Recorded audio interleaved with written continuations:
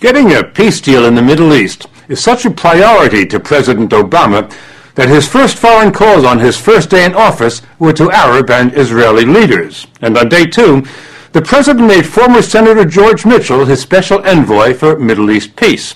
Mr. Obama wants to shore up the ceasefire in Gaza, but a lasting peace really depends on the West Bank, where Palestinians had hoped to create their state. The problem is, even before Israel invaded Gaza, a growing number of Israelis and Palestinians had concluded that peace between them was no longer possible, that history had passed it by.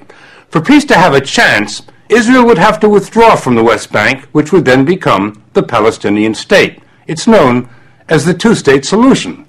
But while negotiations have been going on for 15 years, hundreds of thousands of Jewish settlers have moved in to occupy the West Bank. Palestinians say they can't have a state with Israeli settlers all over it, which the settlers say is precisely the idea. Daniela Weiss moved from Israel to the West Bank 33 years ago. She's been the mayor of a large settlement.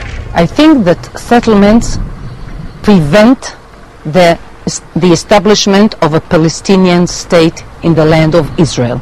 This is the goal and this is the reality. Though settlers and Palestinians don't agree on anything, most do agree now that a peace deal has been overtaken by events. Dr. Mustafa Barghouti is a former candidate for Palestinian president. While my heart still wants to believe that the two-state solution is possible, my brain keeps telling me the opposite because of what I see in terms of the building of settlements.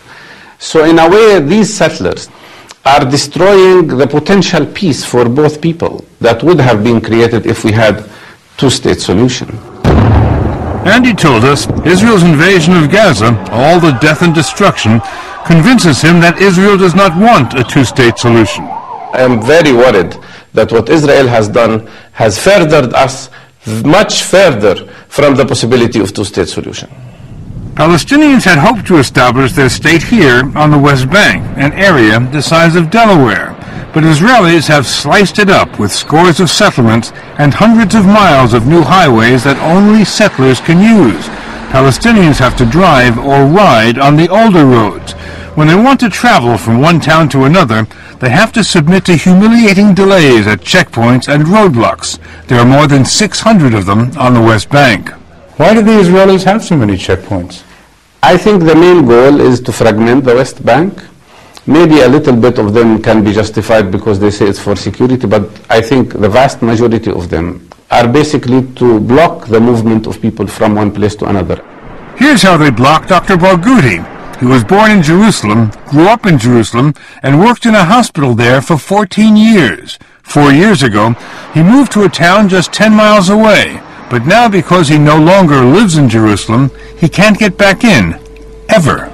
Now, 1 minute. You cannot go to Jerusalem? At all. Can't you get a permit to go? I asked for a permit to go to Jerusalem during the last 2 years, about 16 times. And 16 times they were rejected.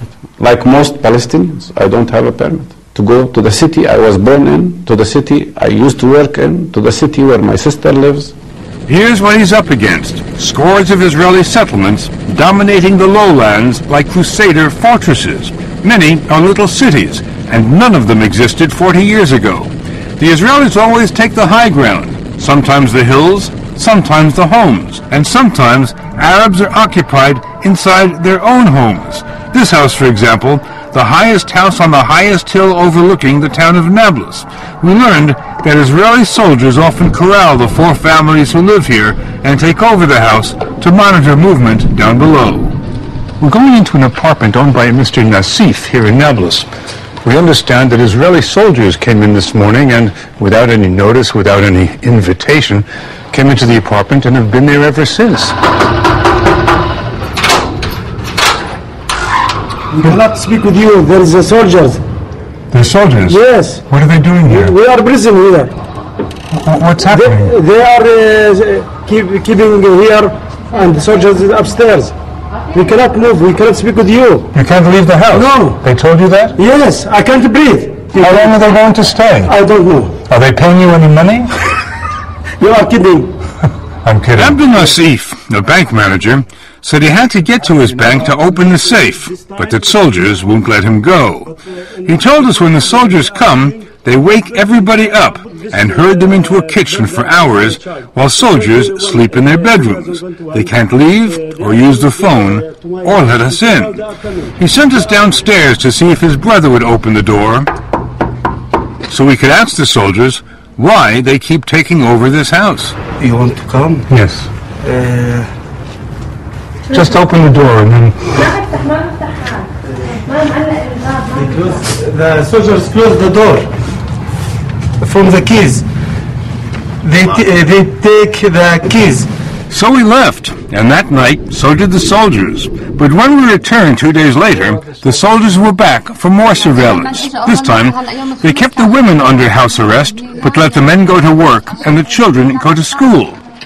When the children returned, we caught a glimpse of 2 armed soldiers at the top of the stairs. Then more children came home, but the soldiers wouldn't open the door again. They say if you don't go back behind the wall, the children will not enter the house. But this is where the children live. Yeah, but you need to go away from the door so I can let the children come in, okay? Who are you? He's a commander here. He's the commander here. Yeah. Can we talk to you? No. But we're talking to you now. Why don't you tell us what you're doing here? Have you lost your voice? Well, they've closed the door now. They've closed the window. So I guess if the children are going to get home, we have to leave. So that's what we'll do. An army spokesman told us the soldiers use the Nassif's house for important surveillance operations. The Nassifs told us the soldiers usually stay for a day or two, always coming and going in the middle of the night. When they do go, the Nassifs never know when they'll be occupied again. It could be tomorrow, next week, or next month. The only certainty, they say, is that the soldiers will be back. Another crippling reality on the West Bank is high unemployment, now